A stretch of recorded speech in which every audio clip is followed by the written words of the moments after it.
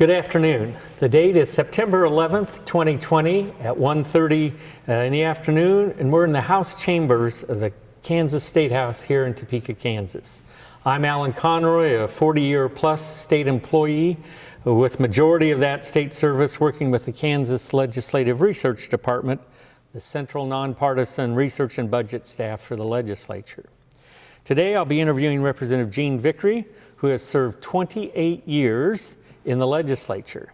He was Speaker Pro Tem in 2011 and 2012, and then he was Majority Leader in 2013 through 2016.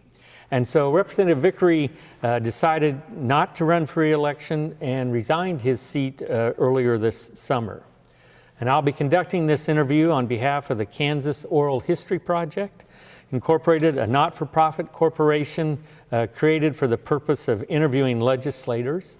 The interviews will be made accessible to researchers and educators, and these interviews are funded in part by a grant from the Humanities Kansas.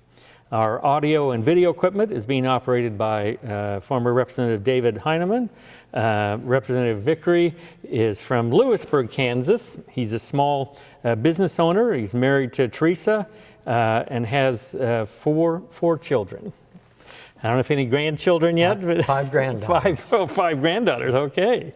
Representative Vickrey was elected to the House in 1992 and has continuously served in that chamber then over the last 28 sessions.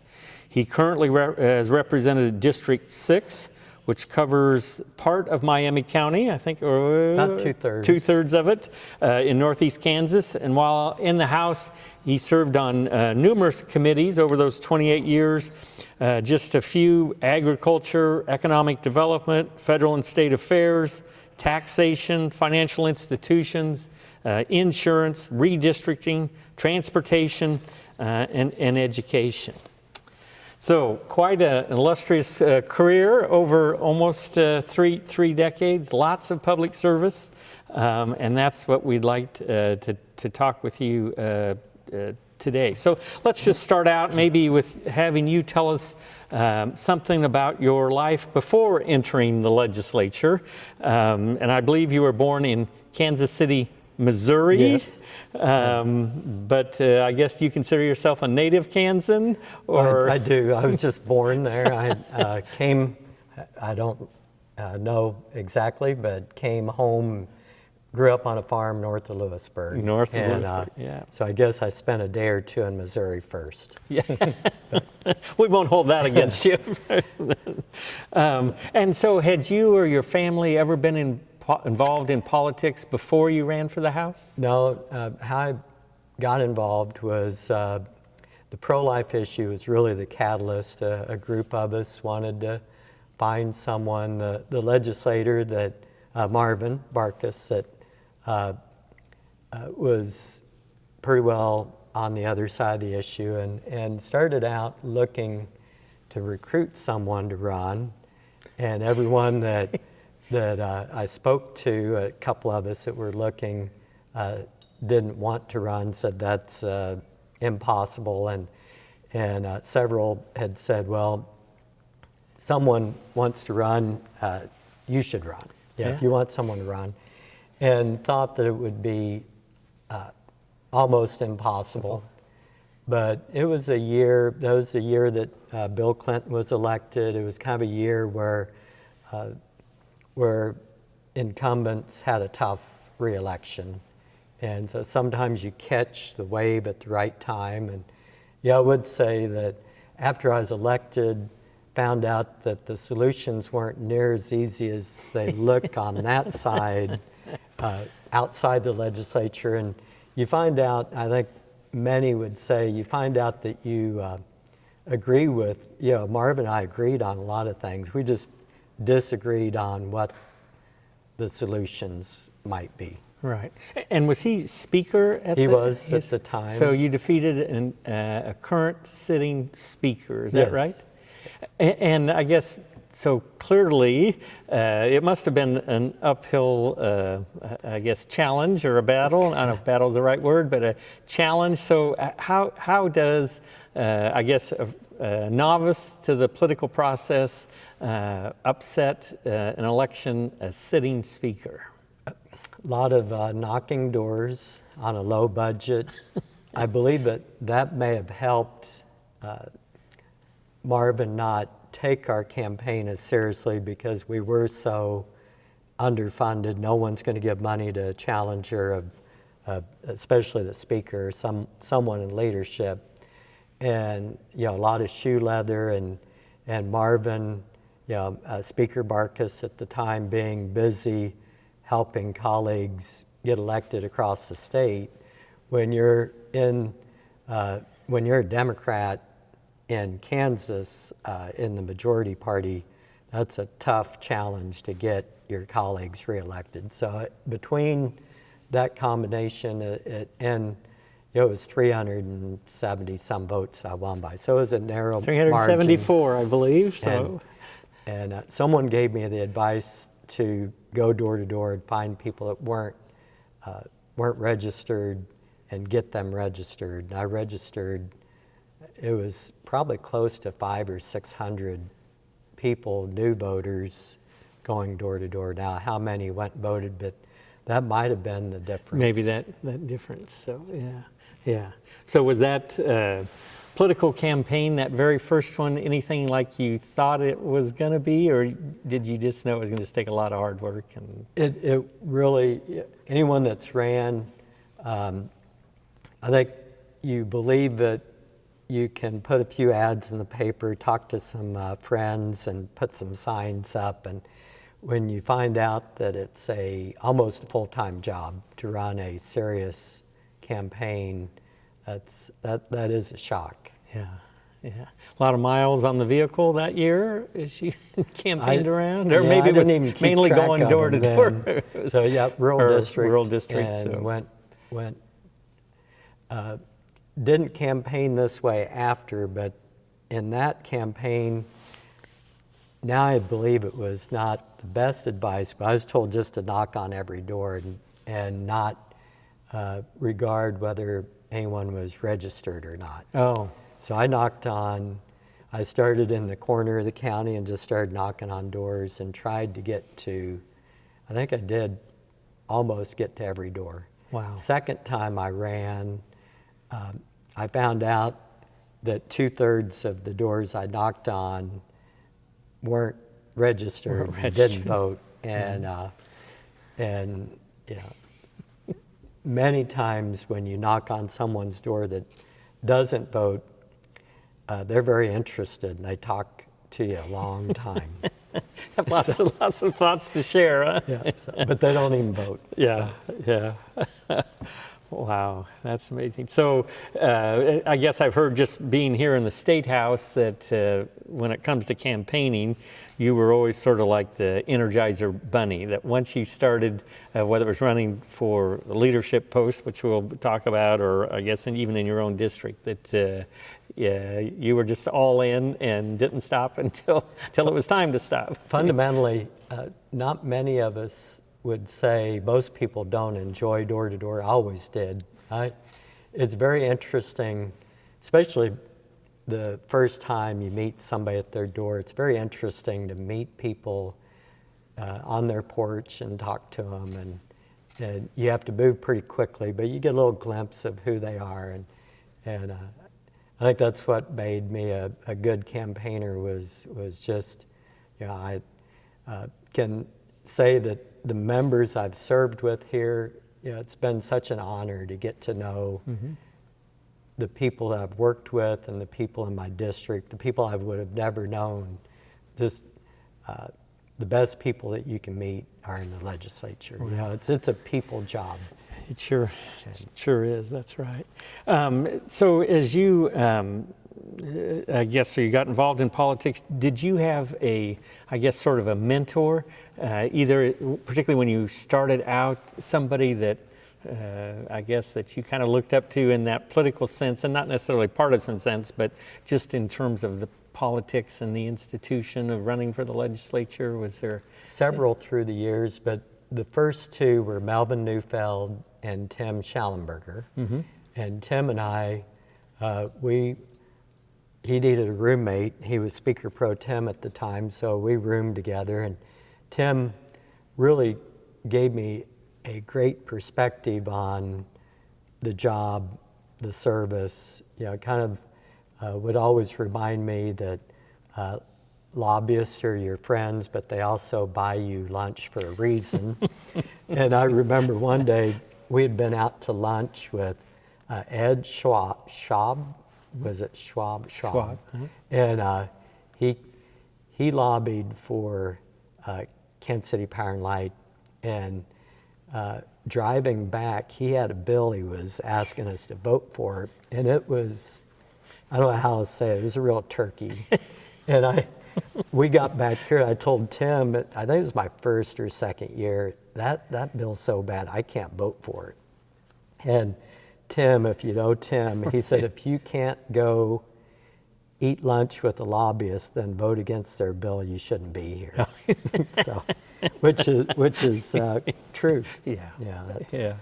And so you said there were maybe 3 or 4, but you mentioned 2 of them, Tim a couple others, and maybe. Melvin, and there was Smith.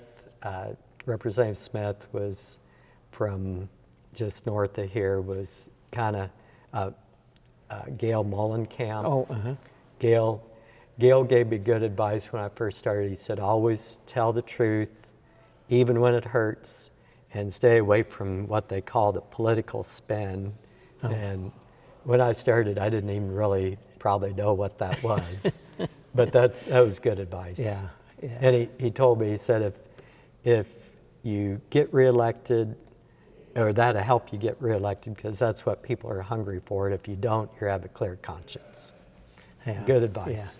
Yeah. Was there ever any times, I guess, through your career that sort of telling the truth or not putting the spin on things was a challenge for you? Oh, there always is. I mean, even now, if you kind of get in those spots where you know that it's going to have some bite, but it's better to do what's right and stand by it. My district was always in favor of casino expansion, and I voted against it for years. And that was always a hot point issue. Every election it seemed I'd have an opponent that was in favor of expanding, and I would have to explain why I was going against what most polling showed that 2/3 of my constituents or more, even friends I went to church with, thought it was okay. Mm-hmm. And I would have to educate friends at home. I guess that's the good thing of the election process, is it gives you a chance to re-educate every 2 years on some issues. Sure. And being reelected then, 14 times, you must have been pretty good at it by then. Had some challenges, and that was that was probably the issue that was the biggest issue. Other than some years, you also when times are good, it's easier for incumbents to get elected. When budgets are tight and you have to raise taxes and cut budgets, those are tough years to get reelected. And I remember one year I voted for a tax increase, and which is a conservative. I have a good conservative rating through the years. But we cut budgets and raised taxes. And those are tough. Yeah.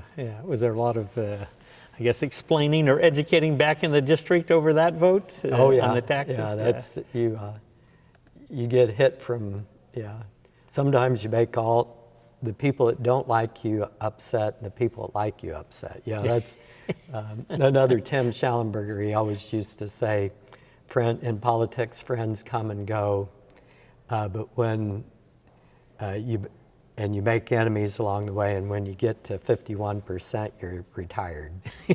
So. Yeah.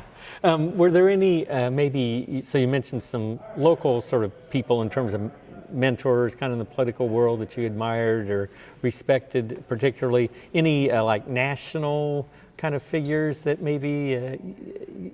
Well, when I first started, Bob Dole used to call he probably called Joan, he used to call all of the House members in Kansas that got elected and congratulate them. Just a short call, but then I got to meet Bob a few times through the years, and the last time I saw him in Miami County, he was amazing how he remembered people. Just like Governor Finney was the same way. Just a remarkable ability to care about people. Yeah. I think that's why Bob still, I saw a commercial where he's campaigning for somebody. Sure. I think he has real appeal, just like Governor Finney did, when you're genuine and you sincerely care for people, like people, it shows. Yeah, yep. I think so, yeah. So when you first entered politics, you mentioned it was maybe around that around the abortion issue, pro-life issue. And so that's probably what really motivated you then to take that plunge then and start campaigning and file. So so then you must have had a lot of grassroots support or local support to help you in that campaign, and I guess the subsequent campaign, 14 of them. Yes. But, did. Yeah, so clearly you must have been doing something right. Well, what you find out once you're elected, you have that issue that or maybe a couple of issues that you come here and you want to make a difference, and you find out that there's property tax, there's just so many other issues that my district had a couple of highways that need to be expanded that were critical. We still have a state hospital that does important, very needed work that's always underfunded. And just all of the many issues that are so vital and important. And as soon as you're here, of course, it's like drinking from a fire hose. You just find so much that you don't know that you need to learn. And my first year, I remember on Ag Committee, we discussed rat-tight farming, or rat-tights, which are ostriches and emus, off farm sale of goat milk, and corporate farming. And that was Ag Committee. And I found out that each one of these committees, there's so many complex issues that you have to discuss, but then after you're here a while, you find out that those are issues that tend to kind of recycle too. You know, they come back and you have to work on them again and try to get it better, get it right, improve it. Yeah. Here we're sitting in the House chambers, and do you remember the first time that you came down to the podium or down to the well to carry a bill once they got done hazing you the first time? If they did it back then? Do you remember the hazing at that time. I'm sure they did. I do remember one of the first times I came down and spoke at the mic. I had gotten attacked over the state hospital, some vote I'd made, and it was actually Kathleen Sebelius was carrying a bill. I came down, kind of debated her a little bit on that issue, kind of just to hold my ground on it. And Kathleen and I've been friends since, you know, but Tim, again, he was my mentor, probably put me up to it, maybe to see if I could survive it and get me in a little trouble. And afterwards, I did okay. And he said, well, you took on, you know, she's kind of tough. He said, if you can take her on, you can stand your ground with anyone. So, yeah. Yeah, that's good. So, so clearly you served on some very key committees through the years. I was just, you know, a lot of them, but education, transportation, energy, federal and state affairs, tax, economic development, and of course the list goes on. So, lots of different areas. Just like you were saying legislature touches on so many different aspects of life in Kansas, and we'll talk about that. But I also noticed, of course, that serving that long, then you served under several speakers.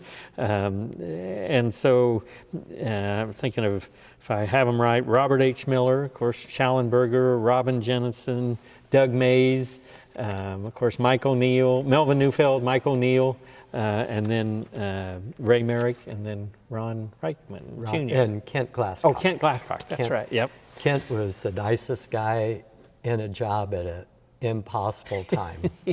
And every one of the speakers that I've served with have, strengths and really, I think it's like our president.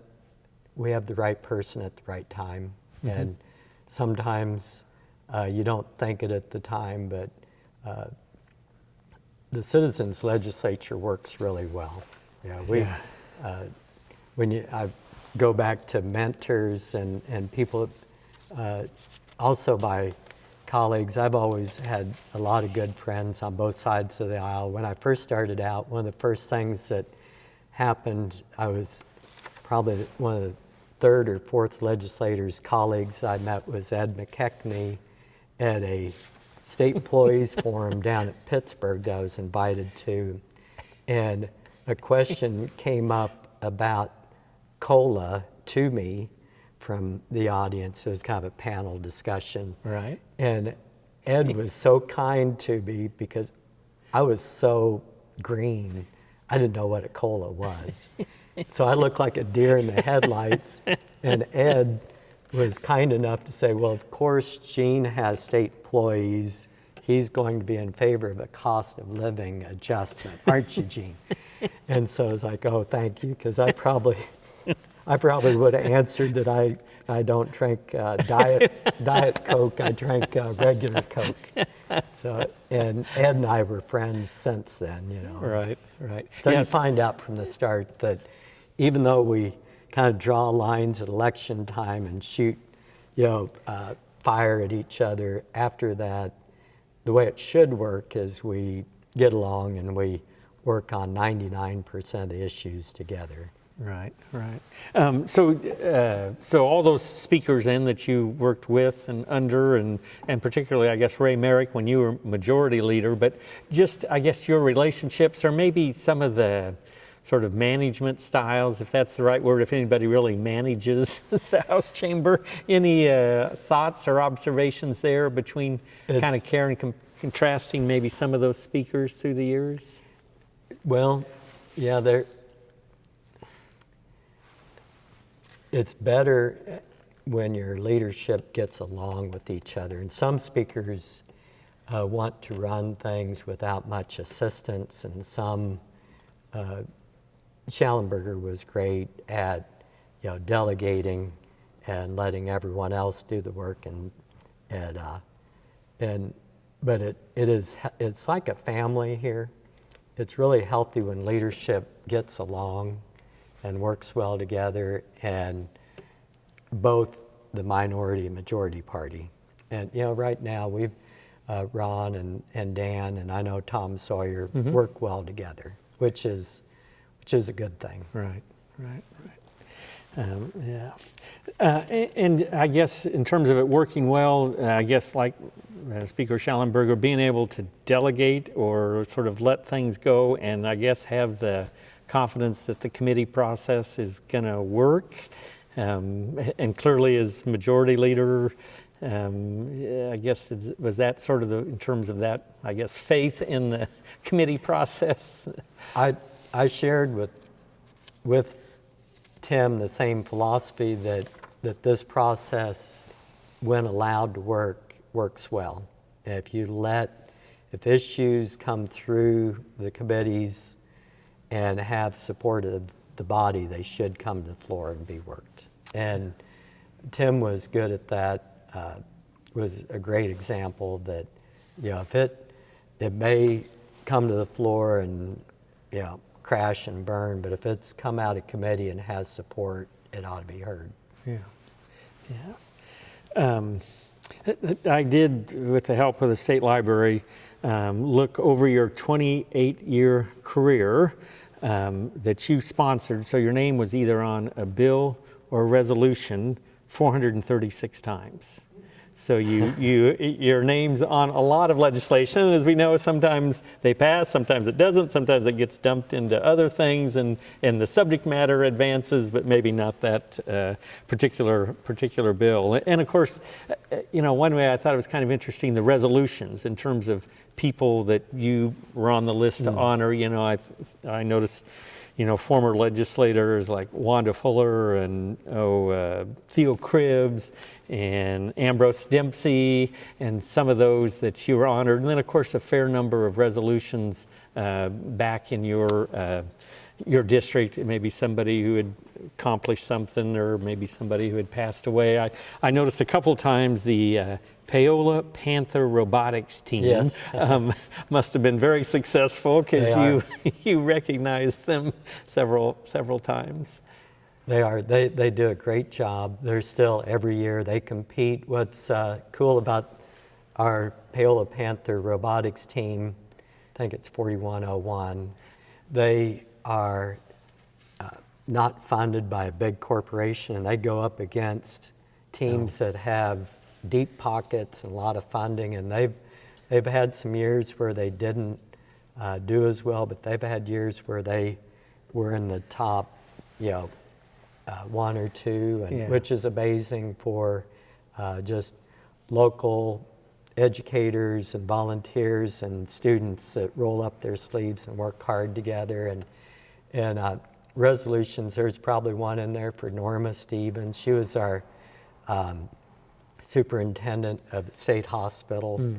And I just talk about her and people like her that I got to know by being a legislator. She was such a dynamic, wonderful superintendent for our hospital, and she had started there as a high school student, working as entry-level job, worked her way up all the way through a college education, administration, and was just amazing. And people like her that you get to meet by being in the legislature, and the colleagues that you have here are just a blessing.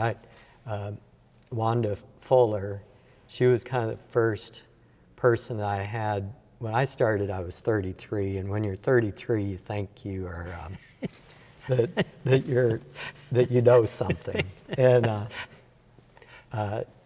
she was the first colleague that I had that we were in committee together, and I talked to her the day before she had a headache, and then ended up having brain cancer and passed away pretty quickly. And through the years, she was a wonderful, kind, good lady, and good legislator, worked hard.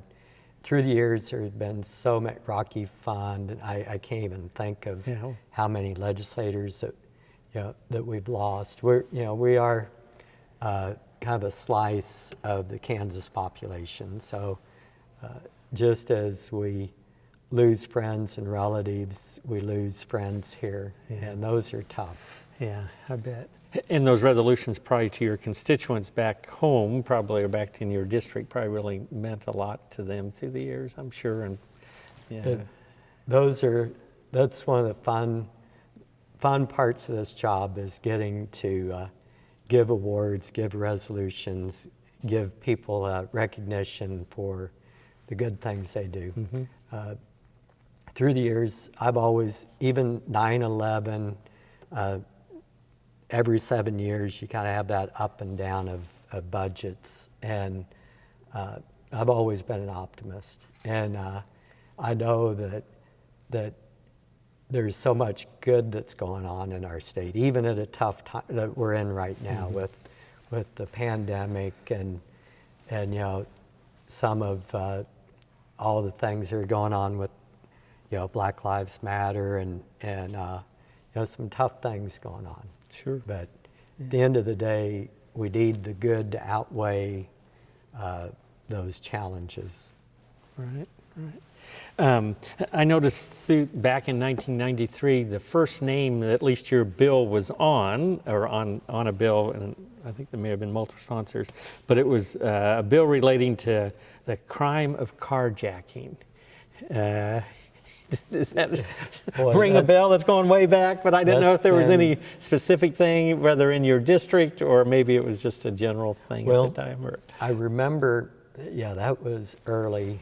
That was kind of a new phenomenon that was going on, and we toughened the sentence because it's such a dangerous thing. You know, there have been several times where someone will have children in a car, and you know how dangerous that is. So we stiffened that penalty. Yeah. So the legislature, I mean, you mentioned that it was an issue of its time, but in terms of, I guess the legislature as an institution being able to set that public policy to respond to those kinds of issues that kind of percolate up, I guess do you think as an institution, the legislature's position to be able to do that and address issues? We try to be proactive and maybe look down the road to see what other, that's why NCSL and ALEC and some of those national organizations that bring legislators together are so valuable, because sometimes you can catch something that's happening in another state that you can be aware of and be preventative before it starts becoming a problem here. But many times we have to try to fix something after it's apparent that there's a problem, and the easy fixes have been done. I remember when one of my first bills that I really sponsored myself was we still have this problem even now on 68 Highway in my district, people passing school buses that have their stop sign out. I saw some of those, I think. And I had a bill that I thought, well, this will help fix it. And Herman Dillon was on Transportation Committee with me at the time, and Gary Hazlett was our chair, both good friends. And Herman told me, he said, if you'd have come and asked me, I've been here quite a while, and I could have told you what would make that better. And we sponsored a bill together to increase the fine and to put the labeling on the buses. I think we got it passed. I think either we got it passed or we got the ball rolling and it passed a year or two later. Around here, you know how it is. Sometimes a good idea gets hijacked in the Senate. That happens often. They hold it hostage. It never happens the other way, that the House may hijack? We always play fair with the Senate. It's those senators over there. But I'm sure we do once in a while. Yeah. Looking over those, the years and your bills that you, again, name was on, sponsored, I mean, you just looked, as I looked down through, just some of the topics. 95, there's one, life imprisonment for certain crimes. 96, women's right to know on abortions. 99, sales tax concerning the rate imposed on food sales. Common law marriages in 2001. Of course, 2002, school district financing. 2005, Senator Clark's pregnancy maintenance initiative program. 2007, payday loans. 2011, late term and partial birth abortions. 2011, taxation, income tax for corporations. 2017, prohibiting the privatization of certain state hospitals like Osawatomie. 2018, adoption, protection placement for children in foster care, adoption in terms of religious freedom, and 2019, religious freedom, free speech in schools. So, I mean, 436, lots of bills, lots of subjects, but it certainly seems like some of the themes in terms of, I guess, sort of priority areas for you. I think about education, school funding, I think about taxation, I think abortion or pro-life issues and the care of children. And I guess would that list sort of be your list, or would there be some other things? Yeah, those would be priorities. Foster care system's always been a tough challenge. Teresa and I were foster parents for years. It was so rewarding, so good for our family. And those are all, through the years, you try to discern what needs to be done and try to make a difference. As you think back again over all these 28 sessions, I guess I was wondering if there's one that might sort of stand out as perhaps the most difficult or challenging session, and maybe things were resolved. I saw lots of clippings, maybe as you paused to think, but certainly in terms of Governor Brownback's at the time, the tax vote, and then in terms of, I guess, trying to adjust things subsequently to that as the economy slowed down, and should the taxes be, I don't know if that was one, or some of the school finance ones, certainly, probably. There have been more tough years since 2001 than years. In fact, there's only been a few years since 2001 that it wasn't really tough. We before, and I don't know if it was maybe before 2001, I wasn't. The longer you're here, the more responsibility you have. I came home from dinner one night. Lisa Benlin was here at maybe 9:30 or 10 o'clock working in her office, and Representative Benlin, I stopped in and said hi to her, and she said, well, this isn't all just fun and games around here.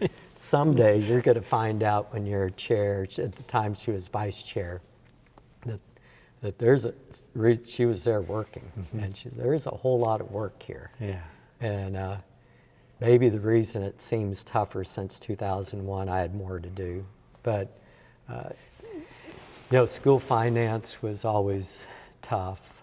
Those are, getting the right balance for a state that has, western rural schools, and then, big school districts like Shawnee County and here in Topeka and Sedgwick County. Getting that right is I'd almost say almost impossible. It's tough. But do you think, I guess, given the institution or setting public policy, for example, in education for those wide variety of school districts, the institution, the legislature is able to craft something, I guess, that serves perhaps as good as it can, or serve the needs as most students as possible? It is the legislature's responsibility. And because we're elected by that diverse group of constituents at home that hold your feet to the fire to do what's right for your school district, it makes school finance very difficult to work on, but it's also the right place to do it. I don't think we should have, I know it shouldn't be given to someone else. It needs to be the legislature. We're responsive to our constituents, and it's never going to be perfect, but we keep working on it. Or I should say the legislature. I'm not here anymore. Legislature keeps working on it. You mentioned just in terms of, should a legislator, I guess, vote their conscience or vote their district? And you mentioned one topic, gambling. Did that sort of, that difficult focal point ever rear its head much, or maybe you were in alignment pretty much with your district, and so? That was the only one that I remember that I really went through the years, knowing the challenge that gambling is for business, for families, just knowing the facts, I always felt compelled to do what I thought was right and not expand gambling.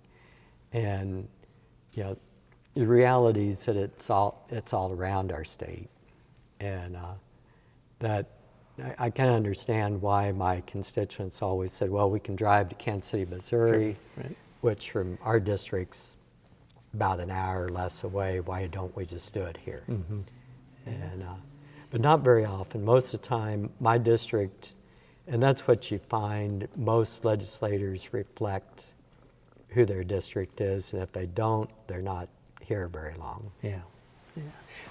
You mentioned gambling, you mentioned school finance. I guess just in some of those big debates, who were some of, besides the legislators and maybe your direct constituents, but were there other interests or groups that were, trying to interact with you to share their a lot just besides your constituents? Well, on the gambling issue? Yeah, let's say gambling. Gambling, well, yeah, there were many interests that saw financial profit in getting an expansion done. And for years, that was one of the reasons that gambling wasn't expanded, was that the proponents always had different interests, between the horse and greyhound tracks, those that favored more slots and those that wanted, and then you kind of weave into that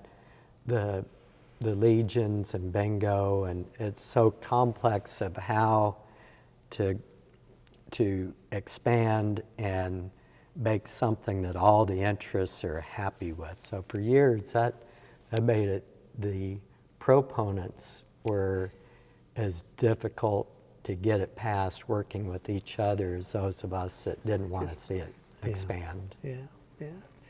And did you think, in terms of your colleagues, most of them, I guess, you had your position, that they respected your position and understood it? They might have disagreed with you, but they understood, respected that, I guess. This body, in most cases, you try to persuade, if it's, go back to the pro-life issue, I try to persuade friends that, that aren't voting with us on some pro-life issues, like the big one this year on the constitutional amendment, to come our way. But I think most of us don't take offense at someone that has a belief or value that's different. It's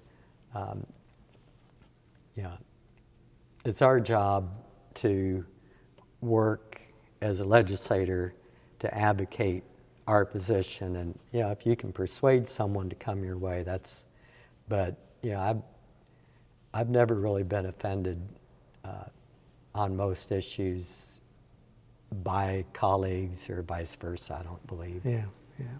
You mentioned one lobbyist, so maybe on the, again, gambling, school finance, whatever, just in terms of the role that the lobbyists have played then, and maybe helping the legislature set that public policy on whatever topic it is. Yeah, here, the public belief about what a lobbyist is and what they do, at least at the state level, is much different than the reality. Here, a good lobbyist shares the facts, the truth, and information that you need to know about an issue, and would never mislead or tell someone something that isn't verified fact. And they don't necessarily tell you the flip side of the coin. They don't. The gambling folks, when they were lobbying, they tell you all the benefits. It isn't necessarily their job to tell you some of the problems that come with expansion. So lobbyists do a good job of giving information and trying to persuade from that factual information to get votes to pass what they want or stop what they don't want to pass. Yeah. So another institution, another branch of government, of course, is the executive branch. And so through these 28 years as a member of the legislature, you've had the opportunity, of course, to interact with lots of governors and their staffs. Again, any that come to mind in terms of having an effective relationship and again, sort of politics aside, but in terms of helping to craft public policy by maybe the legislature and the executive branch working together on whatever topic it might be? Yeah, that most cases the governor will work well with the legislature, especially when times are tough. You have to figure out what solutions are that work, and that was the case with Governor Brownback and Kathleen. You know, tough budgets through the years, and eventually you, through the process, have to figure out how to pay for the budget that the state needs. That's the governors that Governor Finney was my first governor that I worked with, and she was just remarkable how she was thoughtful for everyone she met. Governor Graves was just a likable guy, you know, and he was here during mostly good times, so that made his reelection pretty easy. His goal through, I believe, his second election was to get a transportation plan passed, which we did. Right. And then, Kathleen came in, things were pretty tough, and probably almost all of her 8 years, things were better. And then Sam, the SAM experiment, which should have been 2012, it should have really been fixed the next year, and then it would have been policy that would have worked better. I don't know that it would have failed if it would have been maybe changed just a little bit. Yeah. It was just too expensive. Right. And any thoughts on that, again, that public policy decision about why it took a while to sort of maybe modify that 2012 action? If the economy would have recovered sooner, I think it would have worked better. But the economy, for that entire time that Sam was governor, the economy was in a really slow turnaround. Our growth was just not, as you know, every time we'd get consensus revenue reports, we would hope that they'd be better, and they weren't for years. Yeah. I guess maybe particularly your time as majority leader, biggest challenge, and maybe that's part of it, was there any particular area, again, a policy area that really, during those years where you were majority leader and certainly a gatekeeper of things here in this chamber? Those were the two big issues that probably will be really big issues this year, and that's the budget, how to pay for the budget, and school finance is always a constant issue that you have to work on. As you look back over, so 28 years, again, almost 3 decades, are there any particular pieces of legislation that you participated in or feel very proud of, that in terms of an accomplishment that you think sort of left its mark on public policy in Kansas? The pro-life bills that we passed, I'm very thankful for, and those are so important that, going back to one of the first was the woman's right to know, and good information, good facts that someone in a very tough situation should know. And those were all where my heart was at the very beginning, and still is. And then through the years, we've had so many challenges that our state has always done a good job of meeting challenges. We've had various drug problems and epidemics that we've had to find solutions for, and our state's done a good job of when I first started, it was meth, and we started having to address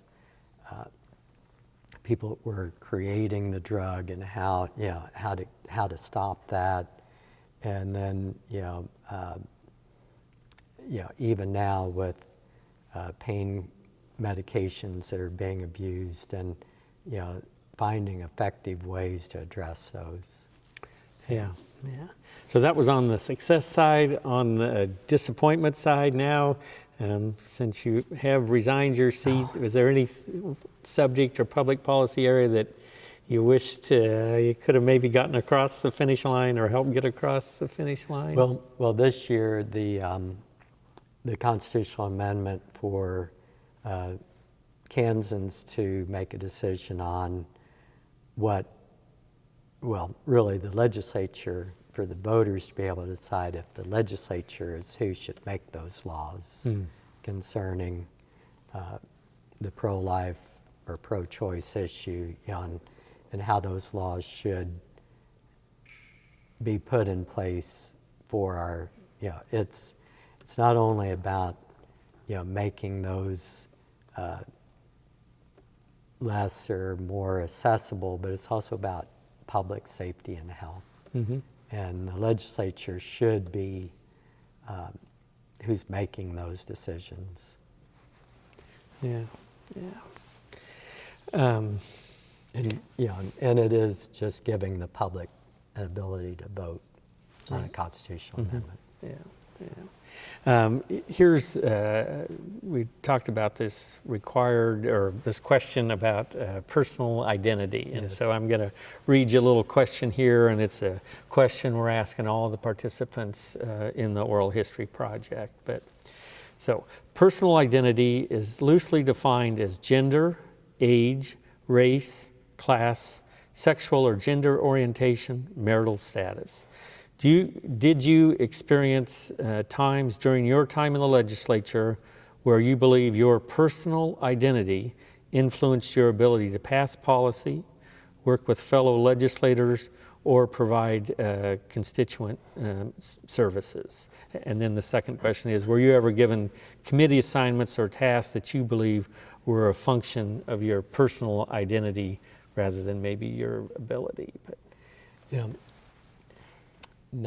I guess maybe that's an issue or a reality that's different for someone that, my colleague Barbara Ballard and I were always very good friends. We came in together, and might be a different reality for Barbara being a lady than me, but I guess I'd never had a sense of that.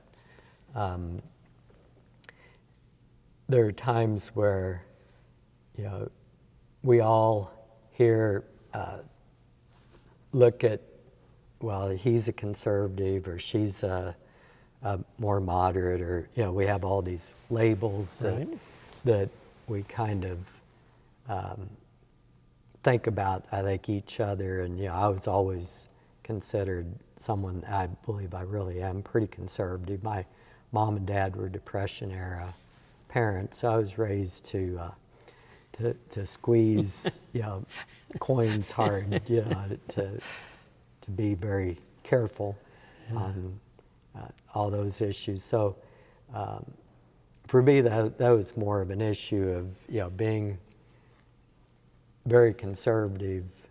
At times, maybe that gave me the ability to be on some committees when leadership was more conservative, or not when they weren't as conservative. So that might be more of a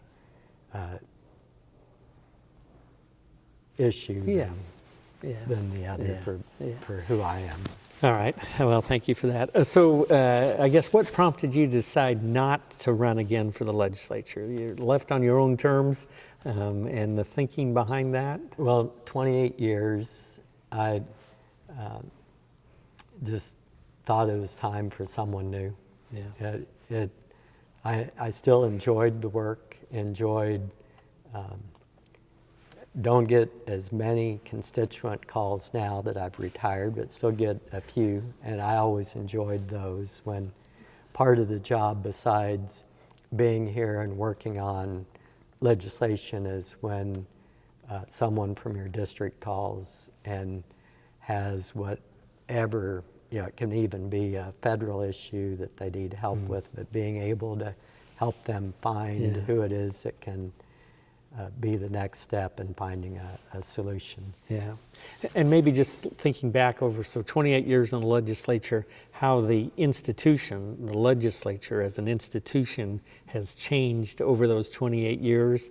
And I guess, has it changed for the better, or about the same, worse? I believe it's much better in many ways. When first came, the process was kind of ran more by leadership than by the body, and came in with a fairly large class. And at the time when we were elected, the standard was that freshmen didn't come down to the mic and ask questions or have opinions. And we had some members of our freshman class that just wasn't going to be the way it was. Barbara Ballard being one of those, and Representative Ballard, and Phil Klein, if you remember Phil. So those two weren't going to just say, well, we're new, we're not going to say anything, along with several others in our class. And that was a good thing.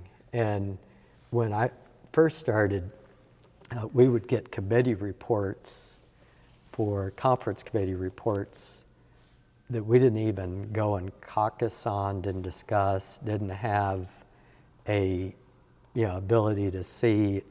Sometimes we'd just have the legal description saying on page 4, line 12, this language was changed, and it was really a process controlled by leadership, and that has changed. We also, budgets, when I first started, where each budget was ran individually, and Robin Jennison, before he was speaker, was who he and Schallenberger came up with the idea of running all the budgets together, which was a huge improvement. The other issues that I believe we've made good steps of progress is just openness, transparency. Our speaker now, Ron Reichman, agreeing that bills should not be sponsored without someone being able to see who the fingerprints are of who asked for that. Right. And that was a good change. And so we've become I think a more open legislature, and also effective in that it's something that the members now drive more than leadership. Yeah. So the public policy process has probably improved then over those 28 years? Then? It has. Yeah. And I hope that we get back to the place where it's less partisan. It seems like the last few years our body's been more split on Republican, Democrat. And when I first started, it didn't seem like it was that way as much as it is right now. Yeah. So hopefully that kind of corrects. Yeah. And so has that changed then? Has that impacted that ability for the body to do effective public policy, do you think? Some, it's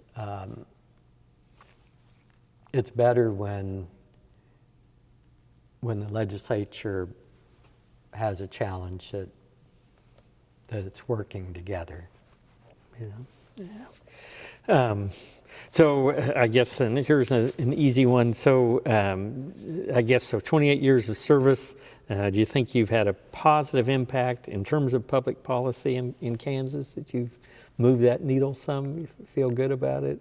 I do. Yeah, I believe that I've always worked hard to study issues, understand what we needed to do, and do the right thing. Yeah. And I suppose you can't serve up here without having a supportive spouse. Oh, so yes. Teresa is probably on track for sainthood after 28 years of Yes. of you being up here and her probably a lot of the times being back in the district with the kids. Yeah, she's always been great. We've started this together, and the last day, or one of the last days that I was here, and I think I sent her a picture as I was leaving the chamber saying and it was the last time I left as a legislator, although then we came back and I did it again. Right. But so there was two times, two last times. Yeah. But she sent me a text that I still have on my phone that was great. She said, "Well, you've done a good job. We've done this together, and proud of the work that we had done, and that I'd always worked hard to represent our district well." Yep. And Yeah, that's right.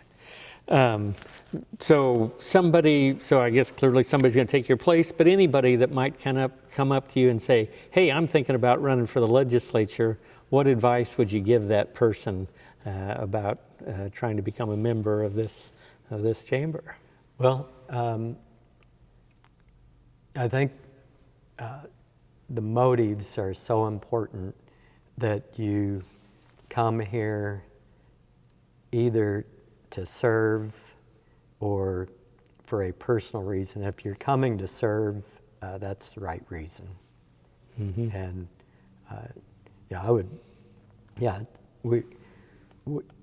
we need good, hardworking Kansans here, and that's what we have. It's a good citizens legislature. It is difficult for young families to have someone that's very young to come here and figure out how to balance career and finances and a young family and stay here. Yeah, but you think in terms of the strength of the institution, having that cross section of Kansans really adds to it. It's what makes this work. Yeah. You have, through the years, I've had colleagues here that are very independently wealthy, and Herman Dillon was a truck driver. I'm a flooring guy, and we have Dr. Epley. Through the years we have a lot of attorneys through the years that come. A lot of, just. Do they add to the strength of the institution, those attorneys? Or no, you don't have to answer that. They do. They do. Even though we'd all like to kind of kid around about our attorney friends, we've had, I think of through the years, Darlene Cornfield, who was a housewife that got upset because her legislator didn't agree with whoever that was and ran, and so we've had, as she said, a housewife or someone that, just a stay-at-home mom. And so, it is a strength. Yeah. So I guess any thoughts maybe you'd like to share, or anything maybe that I haven't touched on, or any questions, anything, I guess kind of for the record that would be important? I thought of, as I was here in this chamber it is 9/11, and so it's a very historic day, and this historic chamber is just amazing to be part of the history of the state, and rewarding, and it's been a great honor to be in the legislature for 28 years, and I hope that I have done a good job for our state, And sitting here, the history of this chamber, the names that are around this chamber. One of them is John Brown from my district that made such a difference in history. And sometimes we don't know the difference we made till someone writes those history books when we're gone. So that's that's right. Well, I guess thank you so much for the time and for sharing your thoughts. Clearly, 28 years, you've had an impact on public policy in Kansas. And so certainly thank you for your public service and all the sacrifices you and Teresa have made to get that done and your families. So thank you, and really appreciate you participating in the Kansas Oral History Project. So, thank you. Yep.